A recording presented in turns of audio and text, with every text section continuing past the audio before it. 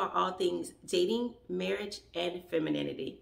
To know more about my content, you are able to go to mrsdanielledevita.com. So let's get in it. Today, I'm going to talk about emotional maturity and emotional intelligence.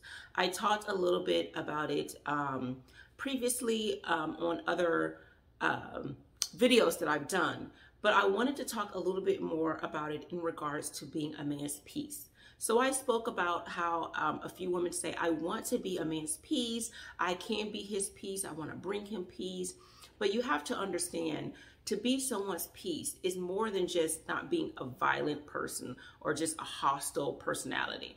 But you have to make sure that your emotional maturity is there, because that's a telltale sign if you are a peaceful person. So the best way to determine if you're a peaceful person is to see how you behave with those you do not like. Or it could be an ex that you're no longer with. The reason why I say this is because it's easy to get along with those you're friends with, those who are a yes woman or a yes man. If someone's on the same page as you, then there is peace, right? The problem is when there's someone that you do not like or you disagree with, whatever it is, how do you behave? Not to say you have to agree with everything they do, but how do you behave? Are you, what I like to say, the calm in the midst of the storm? And again, the storm is anything that would have you to be emotionally charged. So for example, if someone says something that makes you vexed, how do you behave once you are angry? Do you start throwing bows? Do you start pointing fingers, shaking your head, rolling your eyes, ready to get down, right? If you are that person, if you're the person that, oh, I'm gonna fight, I'm gonna say my piece, I'm gonna do this, think about it. Is that really peaceful? I'm not saying someone puts you in a predicament where you have no other choice but, flight or fight. I'm saying you have a choice, but you allowed your emotions to get the best of you. So if you want to be a man's piece, you're going to have to learn to choose your battles. And I'm not just saying it to say it. Take it for someone who's been married for 12 years. I understand all about fighting battles. You have to know when to shut up and when to speak up. And I have to say it so bluntly like that because a lot of times people think that you're empowered, and because you're empowered, you must speak your mind every time. You do not have to speak your mind. Now, I'm not saying let someone push over you. Yes, you speak up when someone is treating you like a doormat, when someone is mistreating you. But a lot of times, some people are not in that situation. They just want to have the last words to say. You can't always have the last words. Sometimes you have to take the high road. Sometimes being quiet will give you more time to think. Now, I am a thinker. I'm very analytical. So before I say things, before I do things, I play it out in my head. What would happen if I say this? What would happen if I do this? What will the reaction be? How will it hurt my brand? And when I say my brand, I don't mean my YouTube brand or Instagram brand or anything like that, or my job or anything. I mean my actual personal brand. Everyone has a brand. Your brand is who you are. Your brand is part of your footprint, your legacy. How would this hurt me? How would this look to my husband? For people to hear certain things about me, how would that look to him? So I think that, and if you're not with someone, if you're not, think about how will it hurt your family name?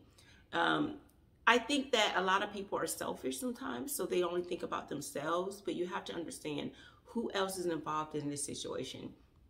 And this is this even goes towards if you have a relationship with your ex via the baby. So if you have a child and you guys are no longer together, being amicable is something that you should want to do, because you want to make sure you present to your child that you are a person that still respects the person that helped you give birth to this child, that you don't want to speak ill of anyone.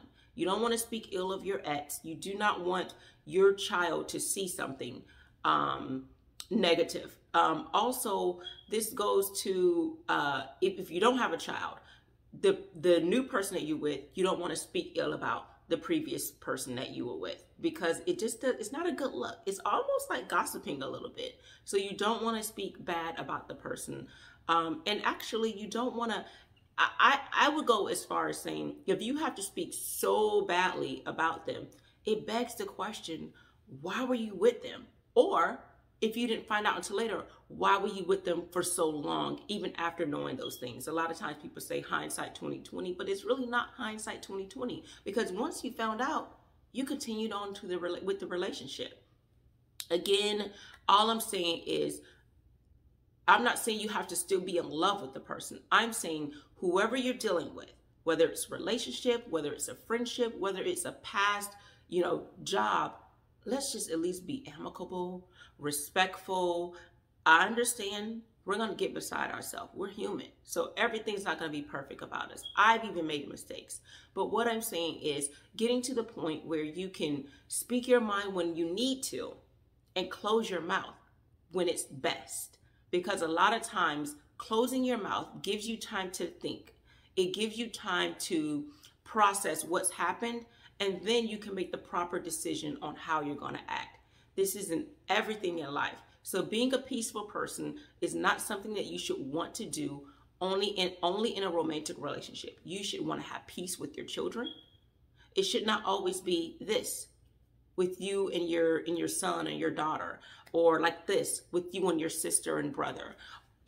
This with you and your parents. This with you and your coworkers and your managers. You should want to have people want to be around you. If you watched the previous video I did, I talked about positive energy. You want to be the person with good vibes. And being a peaceful person is part of having good vibes, positive energy. Everything that you have on the inside, you wanted to show it in your outward appearance. And that includes your behavior, not just the way you dress.